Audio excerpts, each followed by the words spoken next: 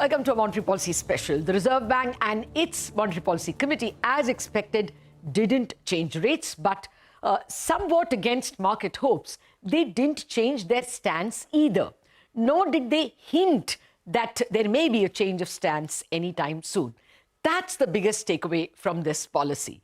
A second takeaway is that the Reserve Bank is very bullish on growth. It forecasts 7% growth for next year, FY25, even though the government, or actually the Finance Secretary, told CNBC-TV18 he's only betting on a 6% plus rate of growth, not 7%. So it is a rare case of a central bank being more bullish than the government. Third takeaway, the Reserve Bank appeared to promise it will provide more liquidity, and hence the call rate or the interbank rate may hereafter be closer to the repo rate of 6.5 rather than 6.75 as it was the case last 5 months. And there was, of course, a lot of frank answers on why the restrictions on the payment bank of Paytm were imposed.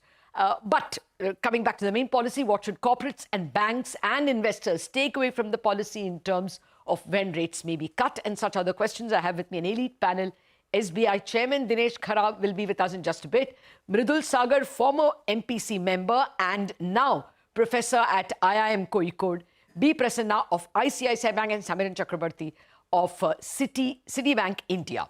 Gentlemen, thank you very much indeed for joining me. Well, Samiran, let me start with you then. The Reserve Bank did not really give any hint, as far as I could understand, in terms of stance. What have you taken away in terms of when they may soften and when they may cut, of course? So, Latha, in a very nutshell, I would say that the tenor of the policy was slightly more hawkish than what we would have anticipated. And that prompts us to think that both the stance change as well as the first rate cut could be more delayed than what our earlier expectation was. And that's primarily because it appears that unlike in US, where the debate is about a higher real policy rate forcing Fed to cut even before the actual inflation target is being reached, in the Indian context, the governor is emphasizing that reaching that 4% inflation target is more important than anything else, regardless of where the real policy rate might be.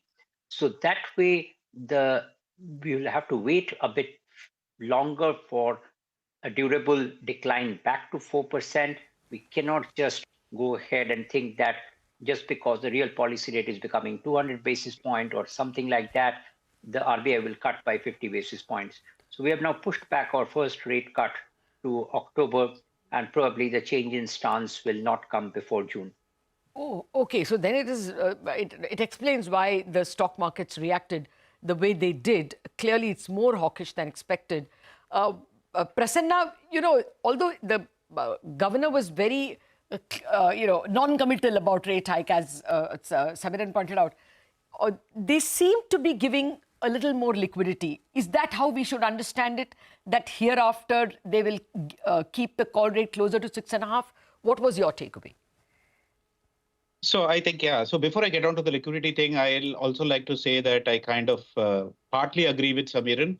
I'm still not fully convinced that this policy is good enough a reason for us to postpone our rate cut or a stance change expectation, but the probability has surely increased. And the reason I'm saying that is because by March, you can always have a lot of other developments which can come and can give RBI the fig leaf to kind of, still look at April stance change or at least a Q1 stance change and a rate cut in August. Coming on the liquidity, Latha, that you were asking, yes, I think the subtle message, in fact, the famous paragraph 21, which is what a lot of people have spoken about, seems to very clearly indicate actually that he wants the weighted average call rate to be closer to the repo. And if that happened, that is effectively a reversal of the stealth hike of 25 basis points that has happened. And if you remember, all the discussion that we were having earlier was that they will provide liquidity in February and March to ensure that the call fixings don't go to closer to the MSF rate. And that itself will be the first step. And then only will be the change in stance. But I think some of the market participants might have expected a change in stance today, because of which probably we have seen the kind of reactions that we have seen. But another interesting thing in that para was the fact that he was saying about deploying a mix of instruments to both. And he had mentioned that to ensure money market rates evolve in an orderly manner. The way I am reading it, at least, is that I have greater confidence that RBI will do something about liquidity to ensure that the 675, 680 fixings do not happen. Of late, what they have been doing is a slightly change in their way they are doing it. They actually give you 14-day VRR money into the bank, and then they take out the 1-day, 3-day money in the form of VRRR, which I think is a better way of handling the liquidity deficit, so to speak, than trying to give only for 1 day or 3 days. So I think net there is some going forward in terms of the dovishness, but I think the talk was absolutely the same as what he did last time, and that is why the market was a little disappointed. Okay, yeah, I think there was an understanding that they will keep the call rate at 6.5%. My sense is they always knew that they have these instruments. They wantonly did not employ it in August and September because there was a six. Let me go to Mridul, Prasanna, because I let me get his first thoughts. Mridul, first of all, would you also say rate hike is postponed? And secondly, from where is this new reason coming for the change of stance? Until now, we were told that the stance will be withdrawal of accommodation because the inflation is not aligned to 4%. Now there is another reason that rate hikes are not fully transmitted. Should we read more into this? So, two questions. Yes, Latha, first, obviously, about the rate cuts, I think it's very clear we were never really expecting it to begin before June, as Samiran has emphasized. So probably the policy stays there. June also, it's conditional. If you get a weaker growth and probably comfort of the inflation falling to 4, those numbers will come after the June policy. But that's where one can see the possibility that RBI might want to consider a rate action. We are not sure whether it will take or not. I have been saying that the RBI has been repeatedly saying that the target is 4 and not 2 to 6. This clarification has been given number of times. So basically, I think the expectations could have adjusted to that. Okay. The second point about the stance, I think you have a valid point, Latha, there.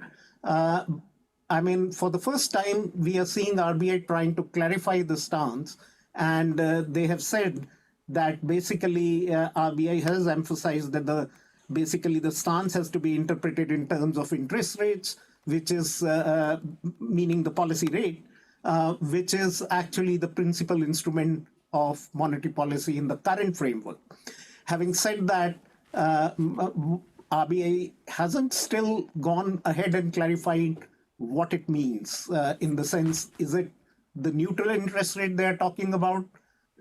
No estimate is being given for the neutral interest rate, or where the real rates are and where they expect it to be. But that's fair. I mean, the central bank can't reveal all its cards, and they want to probably keep a sort of options hanging with themselves. So I think it's overall fine with what it is. And as Prasanna has quite clarified, that though the market is thinking it's a hawkish stance, I don't see it as a hawkish stance, neither a sort of a big relaxation in that stance either. At the margin, you have the interpretation of the interest rates guiding the stance. So we can go by that and see whether the interest rates can be cut or stance can be changed going ahead. Okay, well, actually, I think the chairman is with us, Mr. Khara. Mr. Khara, one of the problems in the banking sector has been this craze for deposits. What are your takeaways? Do you think that the Reserve Bank's not changing its stance will mean that deposits will get more expensive? But I think, having said that, the other aspect which has to be kept in mind is that they have retained their inflation projections at around 5.40 in this quarter, and also forward-looking, the trajectory is supposed to be inflation rate softening. So that is a scenario where perhaps the deposit interest rates may be where it is today, and this is what we expect What you indicated about, what is normally seen in the market is about the liquidity tightening. There are various other contributing reasons.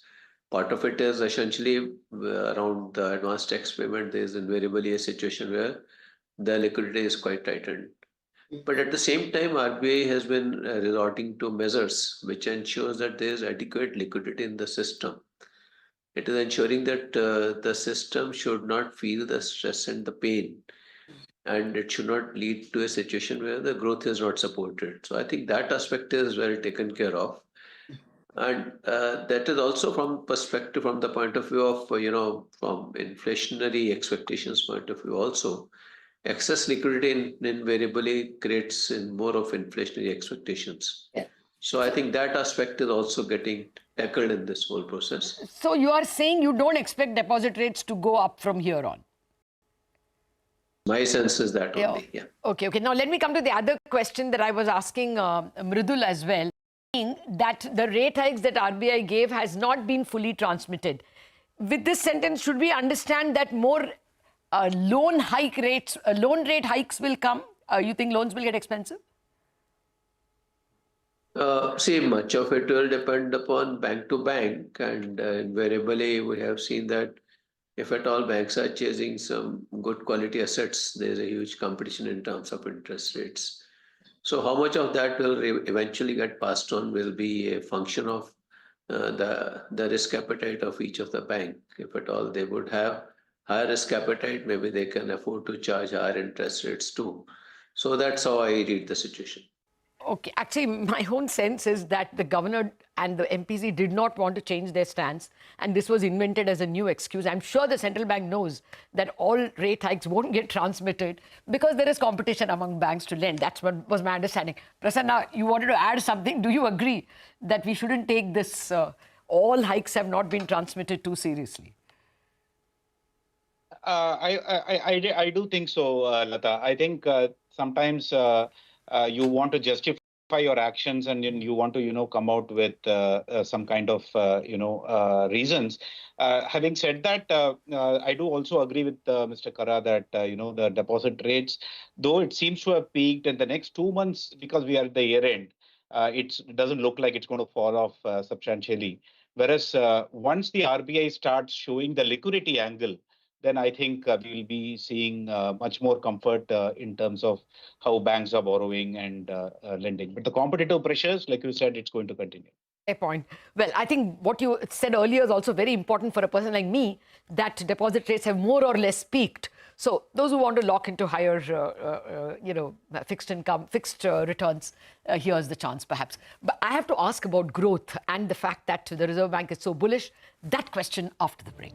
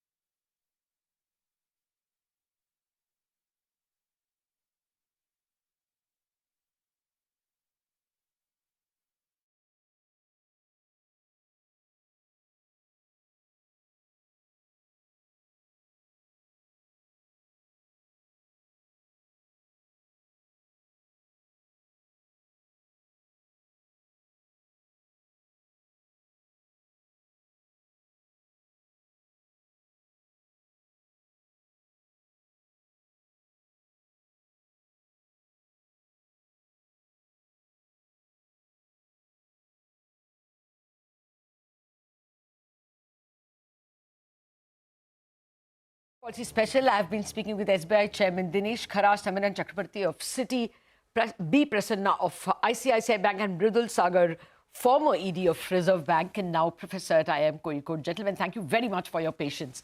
One of the things that stood out for me is the governor already in Davos putting on the table the 7% growth expectation, and now it is formally the Reserve Bank's forecast. Samiran, is the Reserve Bank being way too, optimistic? TV Somanathan, when he spoke to me after the budget, said that he's not betting on 7. So this is a very unusual case of a central banker who's supposed to be conservative being more optimistic. Would you agree? So, Latha, as of now, the high-frequency data that we are getting doesn't seem to indicate that the growth momentum is at all slowing down. But there is a narrative that is building up that global growth is going to come off sometime in the latter part of the year because of maybe US recession. There is a narrative that in the budget, by putting the fiscal deficit target at 5.1, the fiscal impulse is going to be negative. And then on top of it, the consumer side of the economy is softening, etc. So all those narratives, people are trying to build that into a lower growth forecast for FY25. We are at 6.5. But if I purely go by what we are witnessing now, there is nothing to suggest that the growth momentum has significantly weakened. So RBI probably banking more on the current growth momentum, and we'll wait and watch to see how the other developments shape up. About 10, 12 months ago, Reserve Bank was the only one calling for 6.5% in FY24. Everybody else was 6 or sub 6, and they had the last laugh. I mean, it's 7.3 now. Two questions to you, Mridul. First, you agree that this 7 is not optimistic and kind of indicated by lead indicators? I'll come to the second question in a minute. Okay, so 7 is not quite optimistic in the sense at the margin, one can say so, because my own reading was something like 6.8 as a base case, which is not very different from 7. Having said that, where I differ from the Reserve Bank assessment is that the risks are on the balance. Actually, if one sees, the risks are more on the downside, and the risks would play out if we have another global disruption in some form, and that is where the growth can fall. Okay. So 7 is good. I mean, we have good PMIs. The service PMI was a rocking number this time.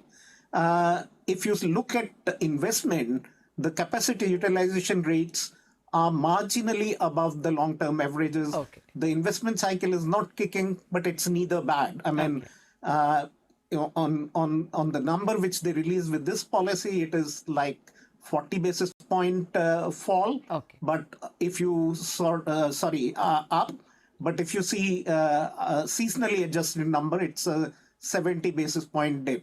Okay. But that's still marginally above the long run average. So I'm not too concerned about investment. Cycle can kick off if global conditions, economic environment, the political environment improves. Okay, Mridul, I have to hurry up. Mridul, I have to hurry because I have another question to give you and some more to ask the chairman as well. Yeah, sure. Fair point. This inflation and this likelihood of the stance changing late, already Jayant Verma has voted against both the status quo policy as well as the stance. I mean, he's obviously asking for a cut. It's possible that others will join in as you start getting the, April-May numbers where the inflation may go closer to 4.5%. In that case, do you think they'll be pressured if two people vote for a rate cut to be giving the rate cut earlier? There would obviously be some pressure at the margin, but I think here there is a central bank wanting the inflation down to 4%. Let us see how it plays out as things go around. Okay. No, otherwise I think Samiran's guess makes sense because it's only by October you will know that there is a sub 4 number and therefore a rate cut seems logical. Prasanna, how do you see yields? do you see for the full year, the 10-year itself, or if you want, up until June, and currency, anything that we should be prepared for in terms of a range, any appreciation? So I think, Latha, to predict yields for a longer duration seems like a little easier right now. I can possibly say it'll touch somewhere between 675, close to 675 for sure, when the bond inflow happens and when the rate cut cycle actually starts. But I think the more difficult thing is to figure out what's going to happen immediately, because the thing that I wanted to say is while explicit change in stance would have given a lot more comfort to the market, now the way RBI is giving the comfort is saying that I'll take care of liquidity by doing VRR and VRRR, which means a lot of it is going to be left to the actual execution on the table by Reserve Bank. And that means that the market is always going to be left on tenterhooks, whether the RBI gives enough liquidity through the VRR route to ensure that the system liquidity deficit is taken care of for the fortnight. And so, for example, the 250,000 crores of 14-day VRR, which is maturing tomorrow, RBI has just now announced a rollover of only 175,000 crores. So it's quite possible that tomorrow we'll again see, call rates inching up, and so GSEC also a little bit reacting to that. So the long story short is, over the medium term in this calendar year, we are comfortable that there will be a rate cut. Maybe you can quibble about whether it's in August or in October, but in the immediate short term, now we have to see whether RBI's comfort of trying to bring weighted average call rate to 6.5, actually they are able to execute properly on that. Fair point. Whether they behave like they did in the last 10 days or whether they behave like they did in the last 5 months, that is going to be a problem. Well, very quickly, Samiran, as briefly as you can, do you think the Reserve Bank is wantonly keeping this, keeping the market on tenterhooks because growth is so aggressive? They don't want to give a free hand to the risk takers. I suspect the reason is more from the financial stability side. Okay. And that's a somewhat vexed problem. But a prolonged period of easy liquidity has fed into some financial stability issues. And that's why they want to keep liquidity tight for a while longer to see that this does not distort things in the short term. Yeah, there is some fear that maybe that's fueling the equity markets as well. So perhaps that's working on their mind and they want to keep bankers and borrowers guessing. Mr. Khara, thank you very much for your patience, but I hope you realize that the press conference was actually hijacked by the Paytm issue. Now, the governor and the deputy governor both said that the actions were commensurate with the lack of compliance. That's a strong statement. Now, if that is the level of non-compliance in that payment bank, do you think this payment bank will have a problem continuing its relationship with other banks like yours? Will the banks become scared to continue their relationship? I would respond it like that. Anybody who would be looking at it would also be ensuring that what is the likely compliance burden. So that compliance burden cannot be ignored. So, and for that, there has to be a very clear assessment in terms of what are the compliance gaps. So that's how I read the thing. Oh, okay. Well, that is important words coming in from the chairman of SBI on how banks may think about their alliances with Paytm Payments Bank. But on the main monetary policy, the expectation is that the rate hike is likely pushed out. The hopes are pushed out. And on the immediate liquidity, it looks like the RBI will give it. But again, that's not 100%. That's the main takeaway from our guests. But growth very strong. That's something which my experts are also agreeing with the Reserve Bank. On that note, it's a wrap on this special broadcast. Samiran, Prasanna, Mridul and Mr. Khara, thank you very much for joining us.